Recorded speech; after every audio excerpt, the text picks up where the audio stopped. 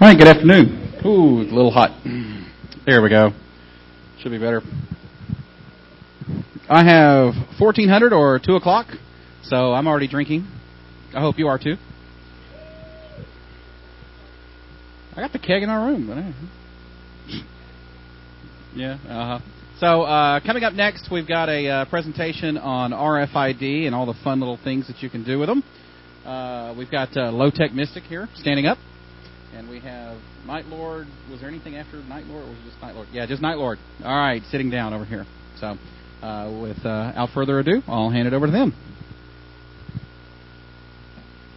All right. Hello. All right, cool.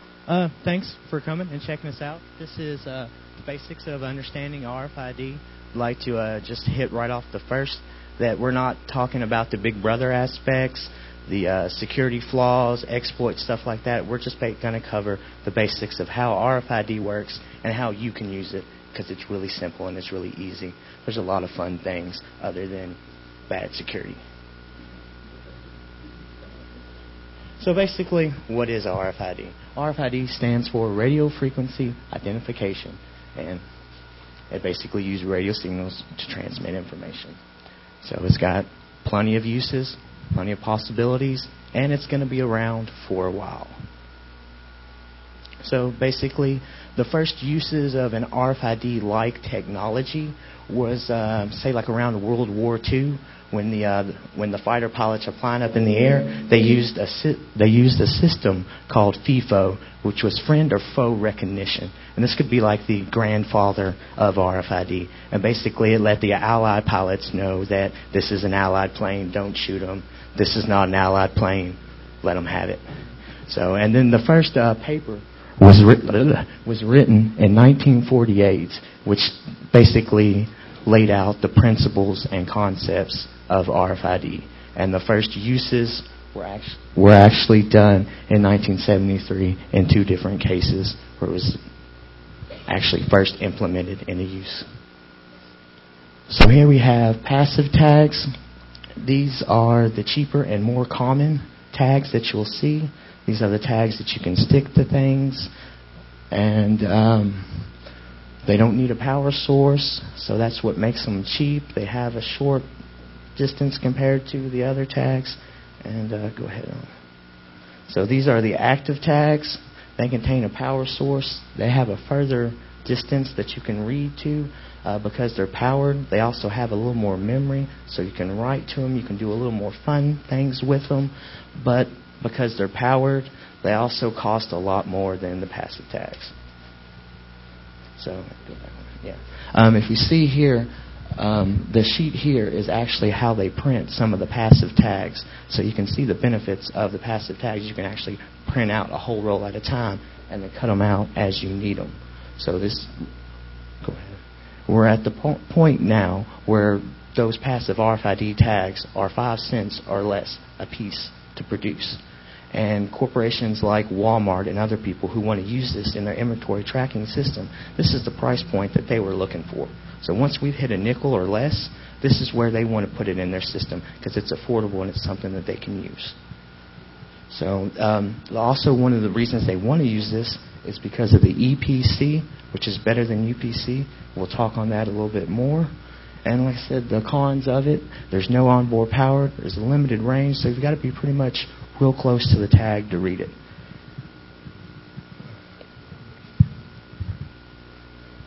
And here's some more on basically how they work. So basically what's going on is the RFID tag itself basically is just a little antenna. And when you hold the reader up to that antenna, it sends an electromagnetic field that hits that tag.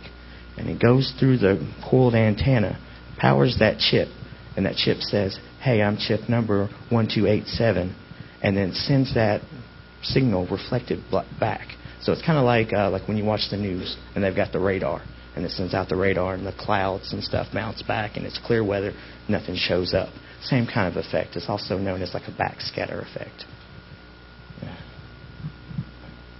And then we have active tags. So the main benefit of active tags is that there's a lot you can do with them. Because they have that power supply, they're going to go through a lot more materials. Like your passive tags, they're not going through water, steel, flesh. That's not going to happen. So that's what you need active tags for.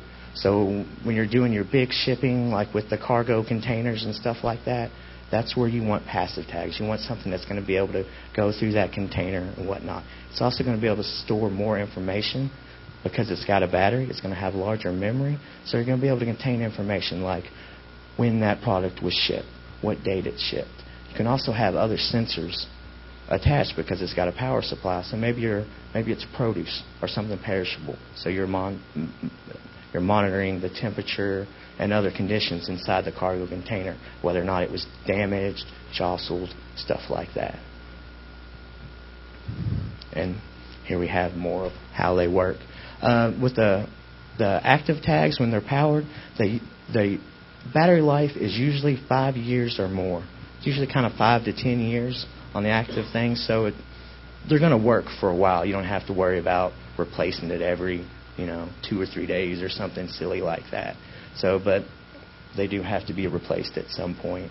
And like I said, the active tags cost more. Like the cheapest one you're going to find is going to be more around like the $1 range a piece. And so that's a big difference compared to the 5 cents on the passive tags. So your active tags aren't going to be implemented as much, and they're not going to be on all our T-shirts and stuff like that. So the Big Brother tracking us is a little bit further.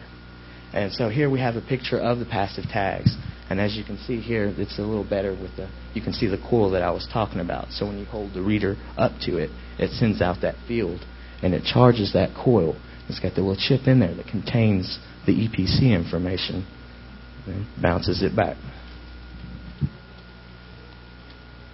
So the early RFID that you've seen, we've all, like when we went to the movie store, we all know the little bars you had to walk through. Those were some of the earliest kind of RFID, and those were more of they really didn't contain information. They were more, it's either on or off. If it's on and you go through the barriers, it's going to beep. If you're running over the little thing and it bonks, it's turned off, and then it won't go off. So those are kind of the earlier forms that you would have seen, and maybe some kind of warehouses. But that's, and as far as like the active tags, of course we know about the toll booths and stuff like that, as far as like the Easy Pass and stuff like that, and also some of the more cattle ranches and stuff like that, they use the active tags. I'd also like to note at that point too that some of like the Verichip tags, they come in passive and active, and I was thinking that all like the implantable chips were solely active because they had to transmit through flesh. But I've also read that there are some passive tags, so that deserves further looking into. So come on both sides. And here I'm going to let Kn1ghtl0rd talk about the readers. Thanks, troops. You're awesome. Okay, so obviously, in order to get data from the tag, you have to be able to read it. And a reader is just a module that's designed to send out the signal to the tag, to activate the tag, and then intercept the data from that tag, and then serve as an input device for a computer or even just software that's on the memory of the reader. It depends on what it's hooked up to. And the way that most of the cheaper tags, like the really cheap passive tags, usually there's just an identifier number on those. It's not the EPC that Lowtek was talking about is more like when they start putting tags on individual items on the shelf, and it serves as a unique identifier for that.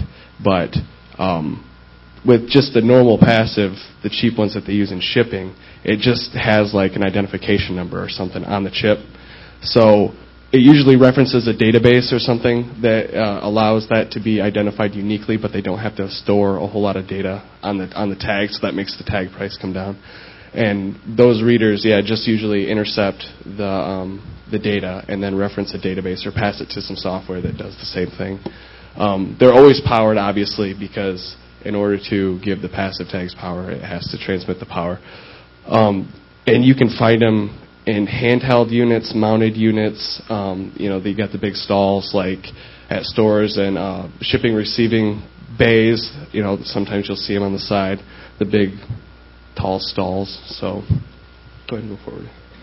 Here is an example of a handheld reader, and this one is actually both a passive and an active reader. The central part, that big part in the middle, that's the active tag reader, and then the little flap that's coming down, that's the passive tag. And you'll notice you can see the trigger, so the active and the passive readers are both facing forward. So it's like, the tag's on the side of the box, you put the reader up, you hit the button, it sends out the signal, bounces it back. Or with the active, it's receiving the broadcast from wherever the tags are placed. And on the top part right there, that's actually a PDA. So it's plugged directly into the PDA, and it feeds the information into the PDA. And then there's either software on the PDA to register it over wireless into their database or whatever. Go ahead and go forward. Okay. Here's some of the examples of readers. The one on the left is mounted on a forklift, obviously. And the one at the top is the one I was talking about with the stalls. They're actually going from the stalls to the smaller ones because most companies realize that, with inflation, if they grow in size as a business, they have to move to a new location or whatever, they don't have to install any more of these expensive stalls because they own the forklift, so they take them with them. And it's a lot cheaper to have a bunch of little ones than it is to have to redo the big ones or whatever. And then the one on the bottom right is a glove, and you wear it, and as somebody's like stocking a shelf or putting items into a box or whatever, it's reading tags and putting it all in that computer.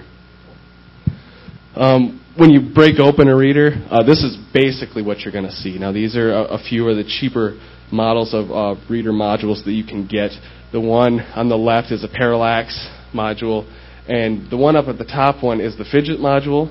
And that one, they're basically the same thing. The parallax one is cheaper because it doesn't have the USB built in or the 5-volt relay. But the green one, I actually have that one. If you want to, it's inside this box. It's that exact module, and it's got USB and it plugs into the computer. And there's software or a DLL that you use to write your own software to get the information. And like the one on the bottom for like access control in a building or whatever, those will be mounted on the side of the door or something. So where is RFID right now?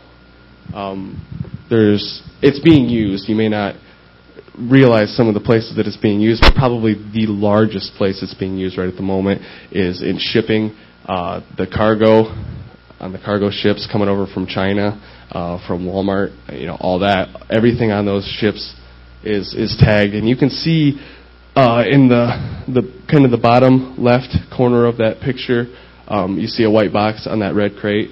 That is an active tag, and they use that to keep track of where a crate is on the ship, so when they're unloading it. And here's a few examples of the toll roads. The upper unit is you put it in your dash or whatever, and when you go through the toll booth, it registers you that you've paid. And then in the bottom corner, that's kind of what they're going to with the payment. Those are becoming more and more visual. I mean, you can go into Speedway and see a reader like that set out, and it's just a passive tag reader, and you tap the card. And another kind of cool thing, and not so cool in a way, is the document tracking. And you can see in the bottom right-hand corner the passport. Everybody's heard about the passport, that all the United States passports are going to RFID. And another cool one that we found was at like a hospital or an office, like a law office or whatever. They can tag like their folders and documents, and instead of having to take forever to sort through the files, or if it was filed incorrectly, they can find the documents a lot faster that way. Another big one is they're starting to do it in medical supply, like in a hospital or whatever, in their pharmacy or whatever, to keep track of medicine, because medicine comes up missing all the time, and I would have no idea why. And another one that a lot of people don't know, it's in your car. I mean, if you have a newer car, your key has a tag in it, but they may not be using it, but it's still there. They've been there. A lot of models or a lot of the major car companies started putting them in their keys in 2001. So you could very well have a key that has a tag in it. And it's gone so far. I mean, now like the Prius, the hybrid car. I mean, you put your your key just in the dash and it starts up. That uses RFID. What? Yeah. Oh, really? No shit. That's cool. All right. So here's basically what RFID uses to transmit. The unlicensed frequencies are the frequencies that anybody can use. You don't have to get an FCC license to use these frequencies. The low frequencies, the cheapest frequency, obviously, as you get higher frequency, it's going to cost you more. But the low frequency run between 125 kilohertz and 148 kilohertz in there. That reader that I have is a 125 kilohertz reader. All the tags that I have are also 125. The high frequency, which is 13.56, that is the most common. Generally, when stores have them, all the Walmart tags are 13.56. Most of the active stuff is 13.56. There's also a new hybrid tag, which is passive and active, that's 13.56 as well. And then the ultra high frequency is generally only used for active tags, and it's because it's very expensive to do that. So here's a lot of standards that I'm not going to read because that would suck. So we're going to have the slideshow up on Kn1ghtl0rd, and you can go download it if you're interested in reading the standardization for the tags. Kind of an issue before was that RFID wasn't standardized. Well, obviously it is. So if you want to read about it, you can check out the slides later. Go ahead. Okay, here's the EPC. I'm going to let Lowtek talk about the EPC.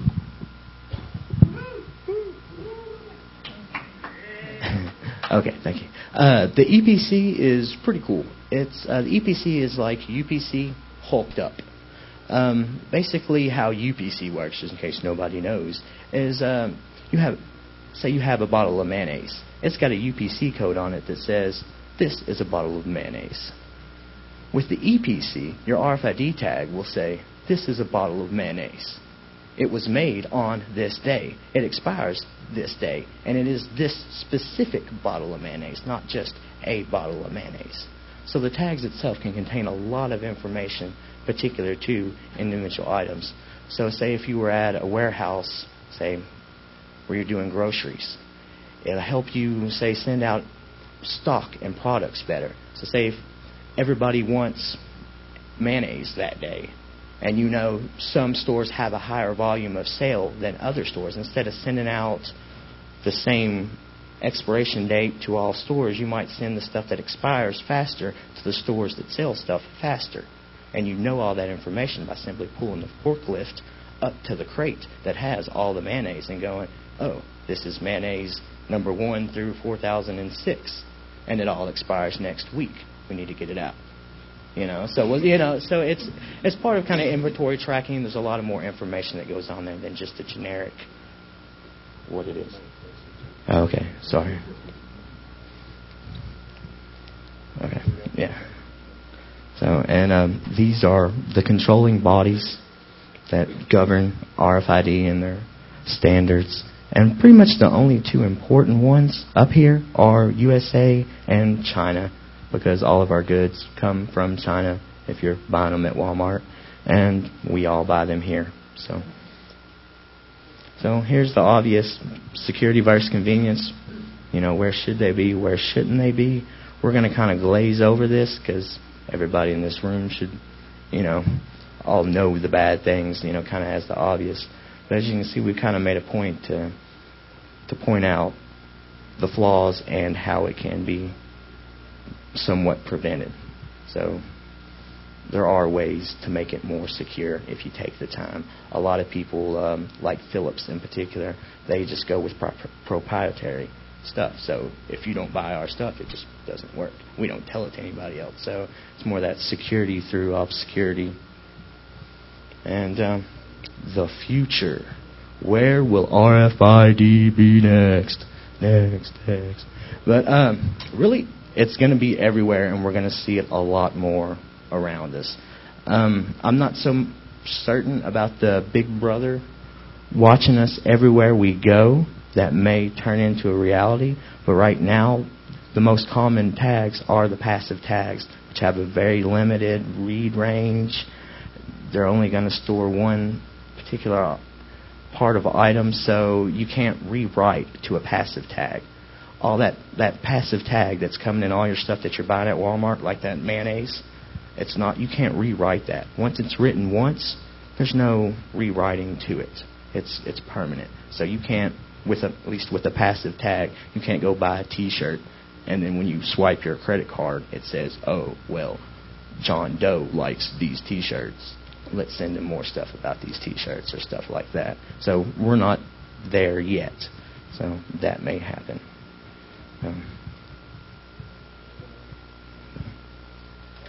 Do we have any questions?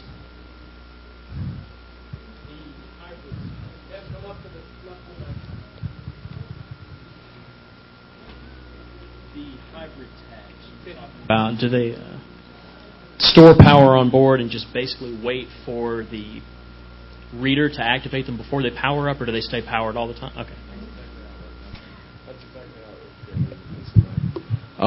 The hybrid tags, that's exactly how they work. They wait, they sit and wait, they have a power source, they sit and wait until they receive like an activation signal from the reader, and then they power up. So it saves power so the lifespan's longer, but the power source is generally weaker.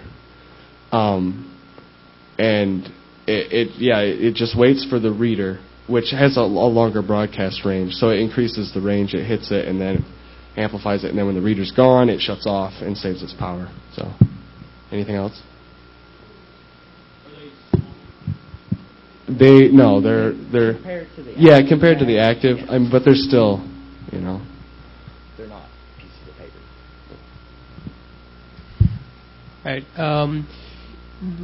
What about data swarms? When you're talking about, you don't think the whole Big Brother aspect and stuff like that. If you've got multiple data vectors traveling around, like for example, you got one in your keys, one that's in the mail packets, that kind of stuff. How easy is it? And do you know of any kind of centralization of stuff? I know stores have their own thing, but is there any sharing like that, similar to like the UK's camera systems?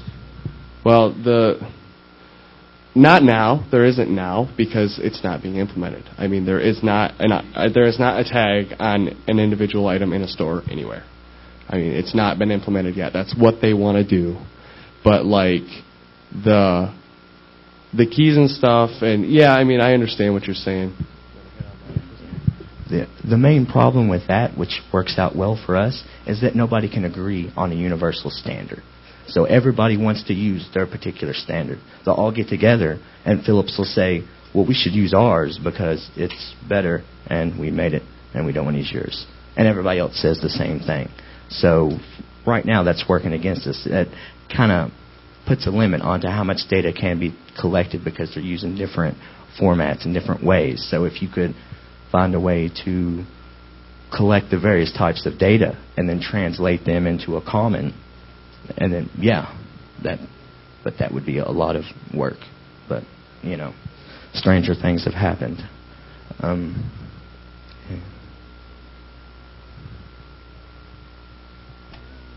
cheaper little USB reader writers, what are the common formats they support? It's not like one that supports the majority of the really common formats.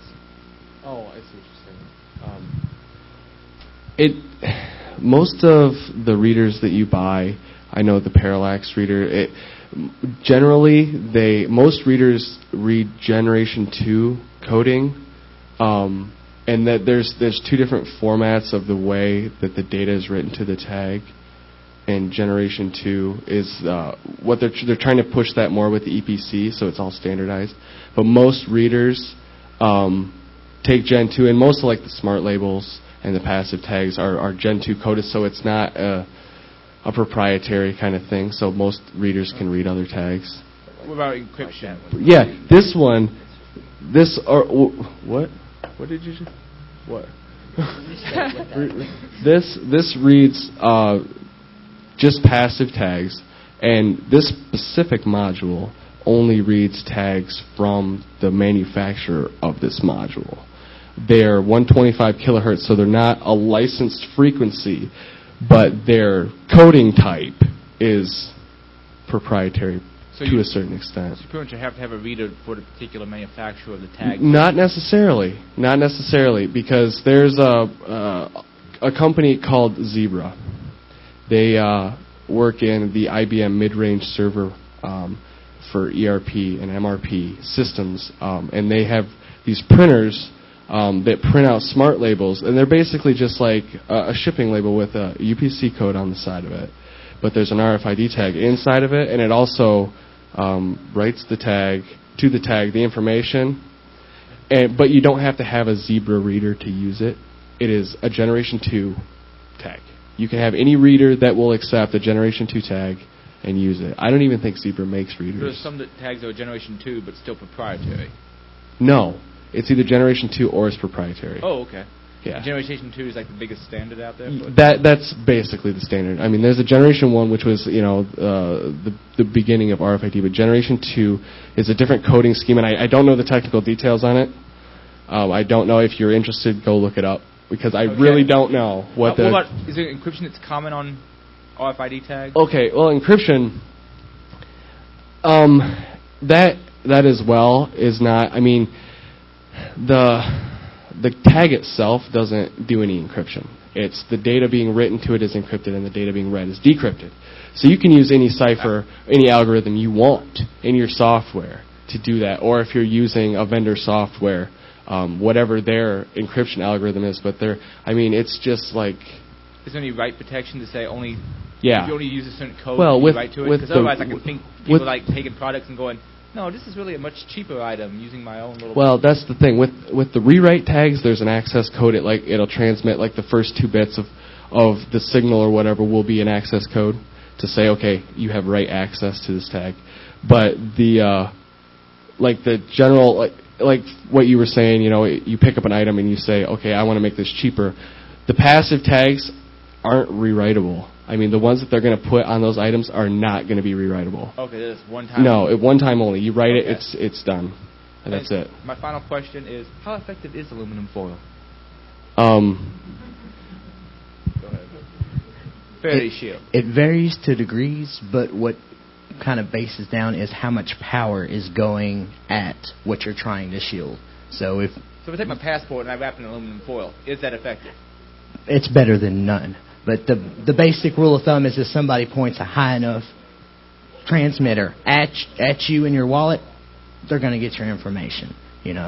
Maybe several layers. I have not done any documentation. But there are ways to shield it. Like I said, aluminum foil and stuff will decrease on the radius of it. But like I said, in theory, if somebody has a high enough transmitter that's reading information, you send a high enough signal, it's going to bounce something back in theory. Thank you.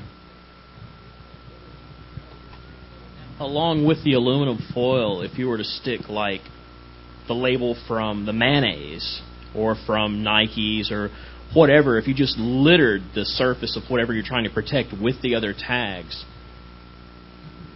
that would work to some degree. It depends on the type of reader and the frequencies involved. Yeah, because some of the cards, if they're all passive tags, then when you say you've got a bunch of passive, say you've got a bunch of jars of mayonnaise and you just want to read that one. Well, when you hit it with the reader, when you hit it with the reader, it's gonna put back more than just that one tag that you want. So it has bit signaling to let you find out that particular one that you want. So that would kind of counteract. If it knows what it's looking for, the reader, it's still going to find it. It'll just filter out through those other tags, through the bits. Okay, so are they using code division multiple access in order to sort these multiple tags out, or is it? I mean, you're saying you do one read and you get several tags back. There's going to be some sort of back off or something to keep from having collisions. Right. You're going to send out another signal to read, and then so pretty much each tag is unique. And so as long as you get a different because you've got 0, 1, Yes. 0, 1. And so as long as you have something that collides, then it'll resend the signal and look for a different one. So basically that's one of the principles for like the DDoS attack. If you can have a tag that just basically generates a different code constantly, so when it sends out, it can't read any tag that it wants because it's constantly looking, bit collision, bounce back, sends out again, bit collision, bounces back. I'd like to put out, for the more technical side of things, because it's more of a basic kind of introduction, if you guys are really interested in this, go to Google Video and search RFID and then set the duration to long. There was a talk done at the 22nd Chaos Computer Convention by some guys that are really slick. Our software is running in Windows.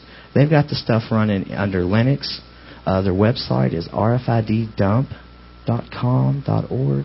But they've actually got RFID libraries that run under Linux, and they're actively going out and trying to crack the different proprietary softwares. Like they're working with the Philips scanners and other companies' scanners to where you could, in theory, build your own reader that you can hold up to any kind of device and clone it or do whatever. They're doing a lot of really fun. They're doing the more exploit side of things with RFID and trying to show how it can be and should be secured.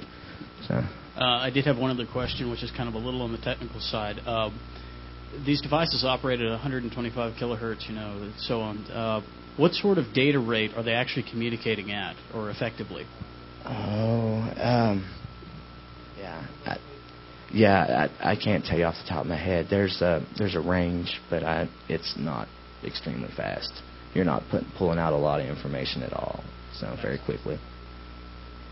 Well, you pretty much answered my question with the last one, but more specifically, like, how close am I or any of us to having a grassroots product fulfillment center using hacked Philips readers or basically open source? Well, really, that's part of the reason why we wanted to talk is that's now. Like, you can pretty much, if you want to like implement a smart shelf system or something like that in your house, you're talking about $50, $100 and time to write the software. It's going to take more time just setting it up and writing the code than it is to actually, save up the money for these parts. That's the cool thing about it, is it's all really cheap. There's a super cool book that we'll talk about more later, but we'll be giving this away. But this has a lot of really cool projects in here. As far as it's by Amal Grafstra. Let me spell his last name. It's Grafstra.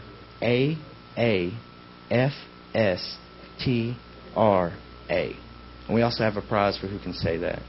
But he's a really smart guy. If you do a Google video search on his name, he's done a lot of interviews. It pops up a lot. There's a lot of cool stuff. Oh, thank you.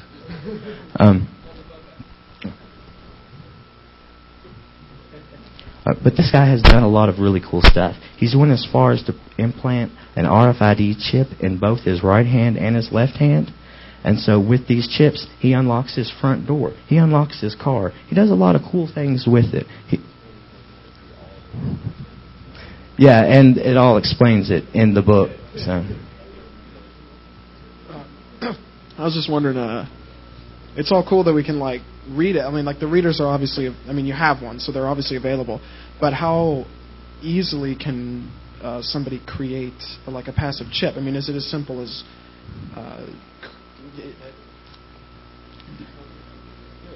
what? Well, the benefit with the passive chips is that they're so cheap, you don't really need to worry about creating the chips themselves. They're a nickel a piece. You can buy them, no problem. How do you write? How do you put your information on them? If you wanted to do a homebrew aspect of it, like I would see most of us doing, you'd have to buy the reader, which is $40, $50 basic, and it goes up from there. And then you need an antenna, something that's going to read your chips. And this is where you can get into a little money, or you can homebrew it. If you've got time and want to be careful, you can make your own antenna. So say you want to do a smart shelf, you could like the copper slug snail tape or stuff like that, you can find that. He talks about that in the book. He should send me some money. But yeah, there's a lot of different ways that you can homebrew with, coiling copper into antenna. But it's really sensitive because it's a harmonics. Yeah. So you've got to, if your antenna field is off a little, it may not read the chips right. So if you've got more money to do, then you know what to do with. Go out and buy the fancy one. But if you want to do it yourself, it's possible and it works. And one thing I'd like to mention, like if you're doing a smart shelf, and like he talks about it in the book, and he does a 2-layer shelf, and he puts the antenna underneath the bottom of the shelf. Thank you.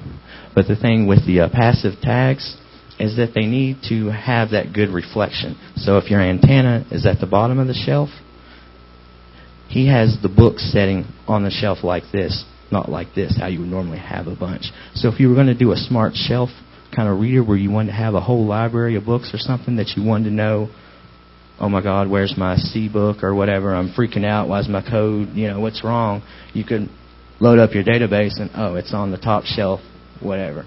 So, but that you would have to put the readers on the side instead of the bottom to get a good read, especially through multiple books. But really, if somebody really wanted to do any of this, you can get the chips. You can get the readers and the tags and do it all yourself. There's nothing that you have to, and people are doing it now, obviously. Right? Yeah. Right. And like I said, that RFID dump, there's a lot of more homebrew side of things. They've actually got schematics for how to build your own antennas and stuff like that.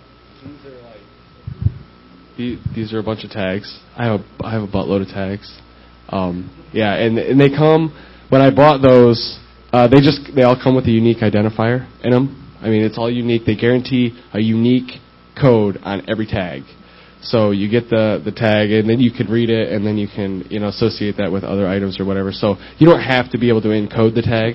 So instead of whereas with a barcode reader you could create your own barcodes where you can have a barcode generator and type in whatever you want and make it a barcode. Right. Instead, what they're doing is associating it obviously an ID.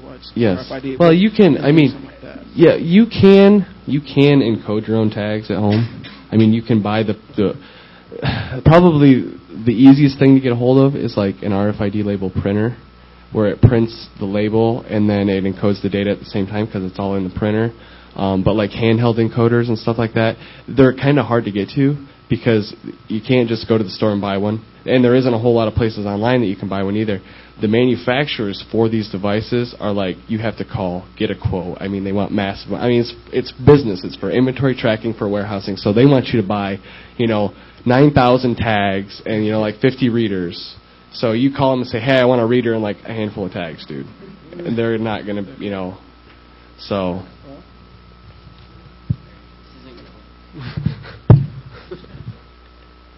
All right, so what do you guys use RFID currently for? What do we use it for? Yeah. Nothing. Absolutely nothing. I have this reader, and I actually wrote a game for the con. I'm going to talk about it here in a second. But that's the only thing I've done with it. I don't have it in my door. I don't have it on nothing. But I did rent up until last week, so I really couldn't do anything with it in my house. And I got a new car, so I don't want to rip that apart and put it in the door. So no, I'm not using it for anything. And you don't even have a reader, do you? No. So nothing. We're experts. Yes, we are. So what you can do with it is anything you want. You have the reader read the RFID tag, and then within a database on your computer, you tag that ID to whatever, say, the book title. Yeah, pretty much. Well, what I'm doing with this is exactly what you just said. It takes in the code, it queries out to a database to find information based on a keyed field, which is that code because they're unique. Then it returns the information, and then I process the information however I want to, and spit out my output. Okay. I'll put this back.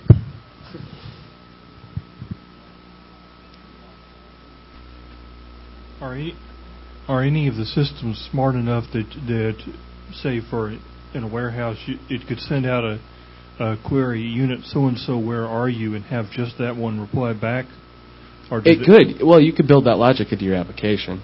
It queries out, and you input which one you want. It queries out, and then it receives all those signals, but it recognizes that it received the right signal, and it'll say, "Oh, okay, I found it, and here's where it is."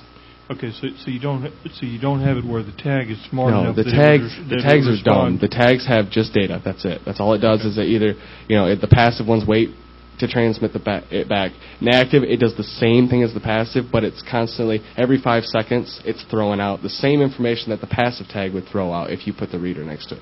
There's no intelligence in it. There's no encryption algorithms in it. It doesn't do anything. So you can put sensors in the active that they're not part of the actual RFID, like the data storage, but like some of the active tags, you can triangulate position of the tag using it can tell how powerful the signal is from the reader, and so you can build your software to process that, but it's still just sending data back. It's not actually doing anything with it. So 15 minutes left. Okay. Any more questions? We can take a couple more if anybody else has got any. I can talk about the game. What's the average range on a passive tag? I know it varies via the reader, but with most general readers, it's 4 inches. I mean, it's not a lot of space. Actually, hold on a second. I'm not going to drop my docs or anything, but here's my badge for work, and this has got RFID. We use RFID for access control at my work, and I actually have to touch the door, like the reader by the door, in order for this to go off. So the range is not far. I just got my new passport like a week ago, and I'd heard that they all had RFID in them now. Well, but not it doesn't all of them say do. anything on them. Like, how do you know if it does? You have to look. If you look in there, if you hold it up, you can see the antenna running through the page. And if you don't see that, then it probably doesn't have then one. it doesn't have one. Someone said like the outside would have some sort of like. I don't know. I haven't seen one, but I've seen pictures that you can hold it up to the light and see it. I don't know if they have anything on, but I do know that not all passports currently have. All the new ones do, but like only certain places where they still have stockpiles of the old ones, they don't have anything on them.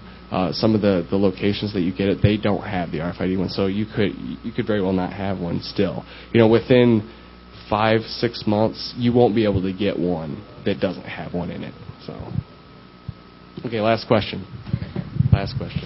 Can you modify the reader so it could read the RFID from a further distance? More power. Would you put you can do an external? Yeah, well, it's just a circuit. It's just a circuit. You can modify it to amplify it or whatever.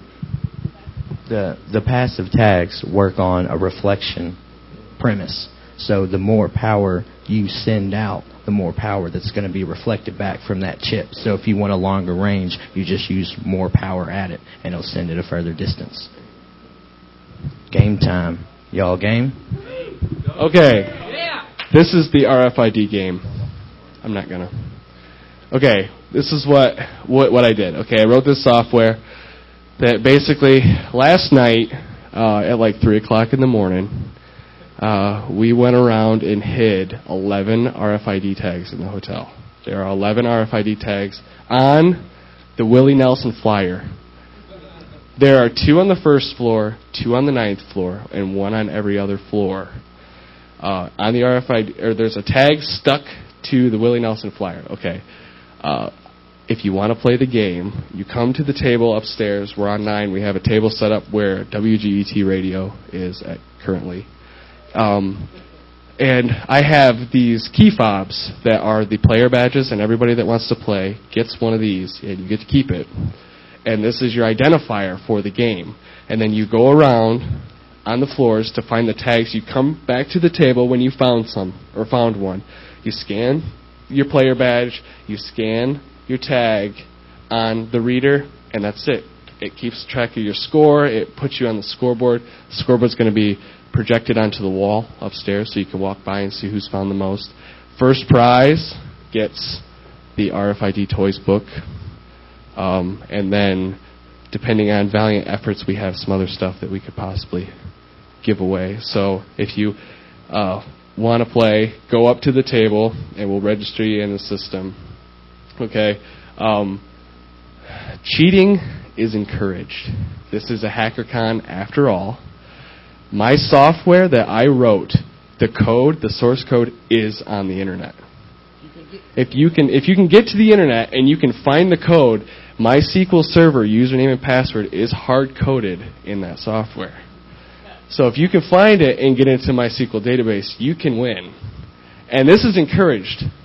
And if you find a flaw in my software, I want you to tell me about it. And you get a prize if you cheat and hack it. But it's there. I'm not going to give you any more information than that. So if anybody wants to play, like 15 minutes, 20 minutes from now, actually, I want a cigarette, so half an hour from now, upstairs on the 9th floor in the corner, if you want to play, come up and we'll get you registered. So at this point, we would like to thank everybody for coming. Phreaknic is the shit, so thank you very much.